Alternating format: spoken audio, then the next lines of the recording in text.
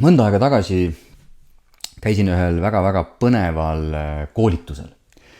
See ei olnud otseselt seotud juhtimisega, vaid see oli, ütleme siis, isiksuse arengu koolitus. Kohal oli keegi põnev naisterahvas Inglismaalt ja ühes, ütleme siis, faasis sellel koolitusel ta rääkis sellisest asjast nagu mehelik ja naiselik küpsus ja ebaküpsus.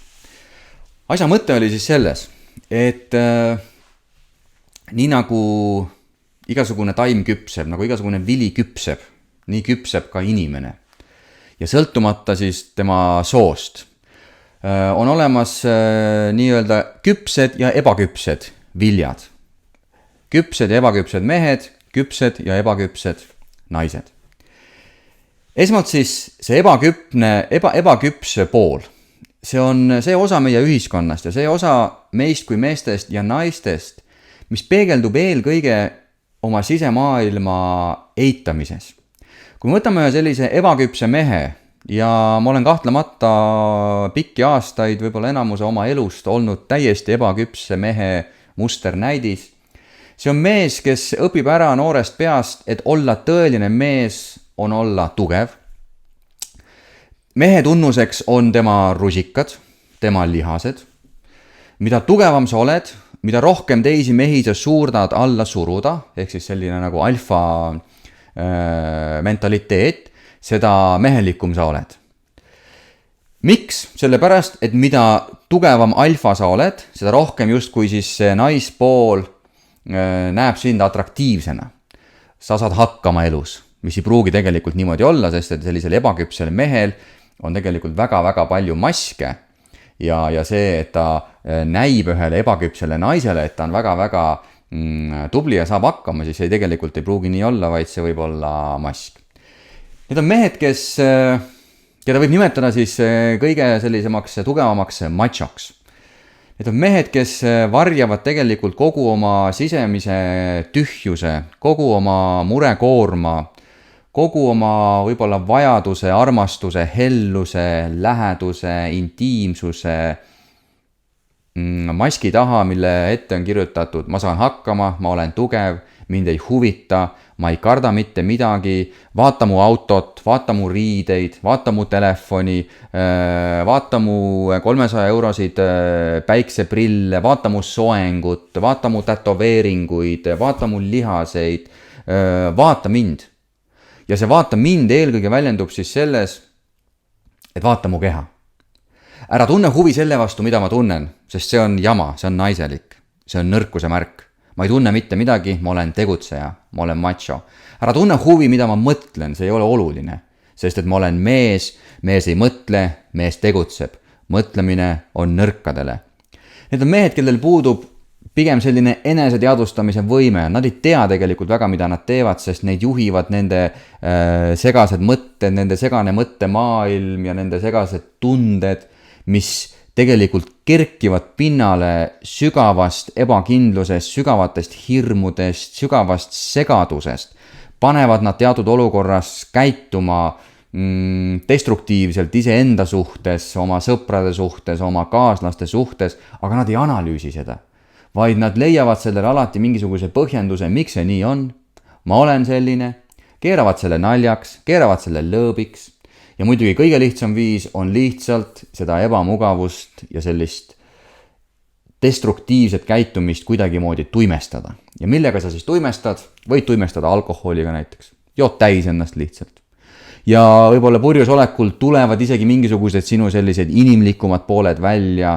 Sa räägid võib-olla teemadel, kui sa oled päris juba deliiriumi äärel, sa räägid võib-olla teemadel, millest sa mitte kunagi kaine peaga rääkida ei taha, sest et maskid on kuidagi jäänud selles seisundis kõrvale. Aga peamine eesmärk on tegelikult ära tuimestada. Sa võid ära tuimestada selle valu, selle ebakindluse, selle kaotatud kontakti spordiga, jõusaaliga, et sa lihtsalt tuimestad ära, sa teed nii palju trenni, pingutad nii palju, et sinu mõttemaailm, sinu tundemaailm jääb täiesti tahaplaanile. Ja võib-olla meie ühiskonnas kõige lihtsam on tuimestada läbi igasuguse materialismi, et sa ostadki endale ilusad asjad, sa näed välja tegija, kui sa ei jaksa osta võib-olla originaale, ostad sa järele tehtud asju, aga vähemalt see välisilme, et kõik teised näeksid, et ma olen tegija, see on kõige tähtsam. Sees kumiseb tühjus üldjuhul, aga selle tühjusega sa tegeleda ei taha, sest sa arvad, et see on loomulik osa elust, et kõik teised on ka tühjad seest ja ainuke on võimalus selle tühjusega tegeleda või mitte tegeleda, on pöörata oma tähelepanu tühjuselt ära välisele ja otsida sealt siis midagi, mis annaks sulle kinnitust, et kõik on hästi, kõik on korras, ma olen tegija, ma olen tubli. Nüüd sellised, ütleme siis eksinud segaduses macho mehed, ebaküpsed mehed väga hästi haakuvad ja tõmbavad ligi muidugi ebaküpseid naisi. Ja sellel koolitusel siis ebaküpse naise tunnuseks on eelkõige tema keha, tema seksapiil, tema välimus, tema selline naiselikkus, mõnikord isegi taotluslik rumalus, et teha ennast väikseks, et teha ennast õrnaks, keda siis need tugevad macho mehed, tõelised mehed saavad tulla, saavad vallutada ja saavad neid siis kaitsta ja nendele siis pakkuda, ütleme siis selliseid järglasi, tugevaid järglasi, kelle sarnased siis nad võiksid olla nagu nende isa. Saamata aru, et see on ainult väline fassaad. Et lapsed ei sünni mitte välise fassaadi geneetikast, vaid tegelikult ütleme sisemaailma geneetikast. Ja kui tegelikult mees veel läbib seda ebaküpsuse faasi, siis ta sisemiselt on ebakindel, hirmunud, segaduses. Ja see on see laps, kelle ta tegelikult siia ilmale võib-olla toob. Need on siis naised, kellel samamoodi on suur sisemine tühjus, nad on segaduses. Eriti võib-olla vanemaks saades sa avastad, et võib-olla 35-selt ei saa sa enam nii palju tähelepanu, mis järel mõned naised hakkavad lausa rumalusi tegema. Nad püüavad ennast nooremaks teha, nad püüavad ennast ilusamaks teha. Mõnikord sa näed 55-aastast naist, kes veel käib sellise miniseelikuga, mis on võib-olla kohane 25-aastasele, sest et ebaküps mees või naine on samastunud ainult oma kehaga, ainult selle, kuidas ma välja näen. Ja minu peamiseks siis motivatsiooniks on olla atraktiivne, domineerida meeste üle, manipuleerida nende üle, manipuleerida ka võimalike liigikaaslaste kui konkurentide üle, ainult kasutades oma siis välimust. Pikad küüned, kõrged kontsad, peenikesed jalad, heas vormis, suured tissid, kõva make-up, et ma paistaksin välja ideaalne. Ja selle all, täpselt nagu ebaküpsel mehel, on tühjus, hirmud, segadus. Nad ei taha küsida endalt, miks ma nii tunnen, nagu ma tunnen. Nad ei taha küsida, mis on mu tegelikud mõtted, mismoodi ma ennast näen, mismoodi ma teisi näen, miks ma niimoodi mõtlen, kas sellel üldse on tõepõhi all. See kõik tuimestatakse ära, kas siis järgmise shoppingutuuriga, veel lühema miniseelikuga, veel kallima mingisuguse esemega, iPhone'iga, võib-olla ka, ma ei tea, auto, mis sellelt macho mehelt on välja kaubeldud, et näidata endale ja kinnitada endale, et tegelikult ma olen tegija. Ja üks asi võib-olla, mis need mõlemad ebaküpsed meest ja naist iseloomustab, on hirm üksi olemise ees. Neile ei meeldi üksi olla, sellepärast et üksi olles nende domineerivad mõtted, nende lood, mida nad räägivad, hakkavad kuidagi esiplaanile tikkuma, aga see ei meeldi neile ja see tekitab hirme, see tekitab selliseid emotsioone, millega nad ei ole harjunud tegelema ja nad ei taha seda. Nad pigem on alati kellegagi koos, kellegagi räägivad, helistavad, kuulavad muusikat, vaatavad telekat, midagi peab taustal kogu aeg käima, et mitte pöörata oma pilku sisemaailma. Mingil hetkel, võib-olla 30-selt, võib-olla 40-selt, võib-olla 50-selt, mõned inimesed liiguvad siis sellest ebaküpsusest läbi, ütleme siis küpsemasse elufaasi. Ja küpsem naine, küpsem mees on siis inimene, kes saab aru, et ainult sellele välisele fassaadile tuginemine pikaajalist õnne mitte kuidagi tuua ei saa, sest et need välised asjad ei täida seda sisemist tühjust. Ja need on inimesed, kes hakkavad siis vaatama rohkem enda sisse, hakkavad endalt küsima, aga miks ma tegelikult niimoodi tunnen? Mis on tegelikult selle taga? Okei, ma ostan küll ilusa selle ja püüan kõikidele näidata, et ma olen väga-väga tegija, aga miks see tunne ära ei lähe? Miks ma ikkagi tunnen niimoodi, et mis on selle taga? Äkki on selle taga hoopiski see, et vaatamata kõikidele nendele asjadele ja vaatamata sellele, et ma räägin endale seda lugu, et ma olen nii tegija, ma ise ka ei usu seda lugu tegelikult. Ma ise ikkagi sisemiselt usun ja tunnen, et midagi on puudu. okei, ma panen Instagrami järgmise pildi, saan 28 laiki või 280 laiki või 2800 laiki. Aga nii, kui see laikide meri lõpeb, tuleb see sisemine tühjus tagasi ja ma pean uuesti hakkama siis täitma seda millegagi, mis võiks seda lühiajalist õnne ja heaolu tekitada.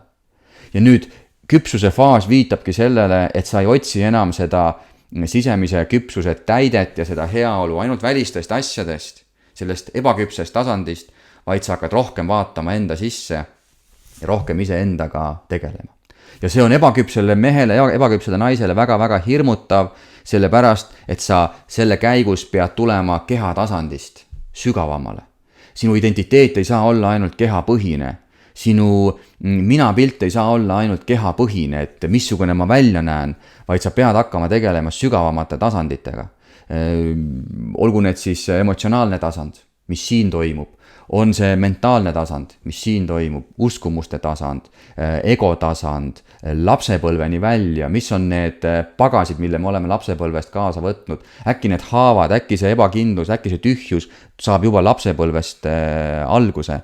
Ja äkki see sisemine laps, kes meie sees on vaatamata meie välisele nagu suureks saamisele jätkuvalt jäänud 3-4 aastaseks, elab igapäevaselt läbi neid samu hirme, mida ta elas läbi siis ja me isegi ei teadvusta seda. Ja nüüd see, et ma ostan endale mingi uue asja või jõusaalis näitan, et ma suudan võib-olla rinnalt 120 suruda, see tegelikult ei võta selle sisemise lapse valu mitte kuidagi moodi ära. Ja sisemise lapse valu tervendamine käib ainult läbi sisemise lapse, mitte läbi väliste materiaalsete asjade. Nüüd, mis mind see loeng mõtlema pani, kuna ma töötan juhtide ja meeskondadega ja ma sain aru, et täpselt samasugune analoogia eksisteerib ka juhtimismaailmas. On olemas nii-öelda küpsed juhid ja on olemas ebaküpsed juhid. Ebaküpse juhi peamiseks tunnuseks on sarnaselt ebaküpsetele naistele ja meestele hirmud. Hirmud selle ees, mida nad must tegelikult arvavad. Äkki nad näevad läbi mu. Äkki need inimesed, kes on minu meeskond, kui ma küsin nendelt, mida te must päriselt arvate, kuidas mul päriselt läheb, äkki nad ohustavad minu autoriteeti, minu positsiooni. Ja selle hirmu tulemusena need inimesed kasutavad oma siis sellest tiitlist tulenevat võimu selleks, et tegelikult näidata teistele inimestele, oma meeskonna liikmetele koht kätte. Nad peavad kogu aeg võib-olla kasutama oma seda positsiooni selleks, et nõuda, et käskida, sest et inimesed tegelikult ei imetle neid, nad ei inspireeri oma inimesi, vaid inimesed eelkõige töötavad selle pärast, et nad peavad töötama, sest et see on juht ja juhi sõna on piltlikult öeldes seaduseks. Ja see on juht, kes ei sarnaselt ebaküpsele mehele ja naisele ei analüüsi oma sisemaailmas, et kuidas mul päriselt läheb. Mis asju ma teen, mis tegelikult on viljakad? Mis asju ma teen, mis ei ole viljakad? Mis käigud tekitavad inimestes võib-olla head meelt, motivatsiooni, mis käigud võib-olla tekitavad ebamugavust. See ei ole oluline sellepärast, et ta tugineb jällegi ainult sellele välisele fassaadile, mina olen juht, ma olen ideaalne ja isegi kui ma kuskil sisimast tean, et ma ei ole ideaalne, et ma olen tegelikult ebatäiuslik, mul on omad puudused, mul on omad mured ja ma tean, et see on mul häda olnud eelmisel töökohal, kodus abikaasaga ja ka täna siin, siis ma ei saa seda tunnistada. Sest et see võib mõrandada seda fassaadi, mille ma olen endast loonud ja mida kõik teised peavad tegelikkuseks. Aga ilmselgelt nemad ammu ei pea seda tegelikkuseks, nemad ammu on selle läbi näinud, vaid see ebaküps juht ise usub, et tal õnnestub kõik inimesed ära petta, ta on enda ümber ehitanud sellise kaitserüü turvises ja siis see väike pisikene poiss või tüdruk on hirmunult seal raudrüü sees ja loodab, et kõik teised arvavad, et raudrüü ongi tema. Ja nüüd küpsjuht on siis see juht, kes julgeb selle raudrüü minema visata. Teisiti öelduna see on juht, kes on tervendanud oma sisemise lapse, kes on sellega heas kontaktis. Ta teab oma valu, ta teab oma probleeme, ta teab oma tugevaid külgi, ta teab oma nõrku külgi. Ta on piisavalt enesekindel, kartmata nendest ebakindlustest, probleemidest, puudustest oma meeskonnaga rääkida, sest ta teab, et need inimesed tegelikult on siin selleks, et koos minuga midagi ära teha. Ja mida mõjusam mina inimesena nendele olen, mitte lihtsalt oma visiitkaarti lehvitades, et mina olen juht ja ma ütlen, mis te peate tegema, aga mida mõjusam ma inimesena olen, seda rohkem nad tegelikult tahavad minuga koostööd teha. Aga selleks, et seda isiklikku mõjuvõimu kultiveerida ja mõjusaks inimeseks muutuda, selleks ma pean selle kaitserüü, ma pean raudrüü ära viskama. Sest et need inimesed ei saa suhet luua raudrüüga, nad saavad suhte luua ainult minu kui juhi, minu kui inimesega. Aga selleks, et seda suhet luua, on mul vaja päriselt aru saada, kuidas nad mind tajuvad. Ja selleks, et ma saaksin teada, kuidas nad mind tajuvad, mul on vaja küsida nendelt tagasisidet. Ja nüüd tulebki sisse see põhimõtteline erinevus ebaküpse ja küpse juhi vahel. Ebaküps juht ei julge küsida tagasisidet, sest ta kardab, et meeskond näeb selle raudrüü läbi ja nad avastavad, issakene juht ei olegi täiuslik. Issakene juht ka eksib, issakene juht ka võib-olla ei teagi kõiki vastuseid, mis on väga normaalne ja kõik niikuinii teavad seda. Aga küps juht ütleb, et mul ei ole seda raudrüüd vaja, ma olen siin, öelge mulle, kuidas mul läheb ja läbi selle, kuidas mina võtan vastu selle, kuidas mul läheb, saan ma öelda, kuidas moodi teil läheb ja siis me saame kokku leppida, et kuidas oleks kõige viljakam seda koostööd teha, sest jah, me oleme töökeskkonnas, me ei saa sõpru, töötajaid valida nii nagu sõpru, aga me oleme siin selleks, et võt see asi ära teha, et meilt oodatakse seda meeskonnana. Ja selleks, et see asi saaks võimalikult efektiivselt tehtud, meile vaja üksteisele lähemale jõuda. Meile vaja aru saada, kuidas me asju näeme, kas me näeme mingeid asju ühtemoodi, teisi asju teistmoodi, kuidas mingid käitumised mõjutavad seda meeskonna dünaamikat, mis käitumised panevad võib-olla inimesi rohkem kaitsesse, mis käitumised võib-olla inimesi rohkem avavad, mis käitumised inimesi panevad rääkima, mis käitumised inimesi panevad võib-olla sissepoole sulguma. Et seda aga luua, peab juht näitama eeskuju.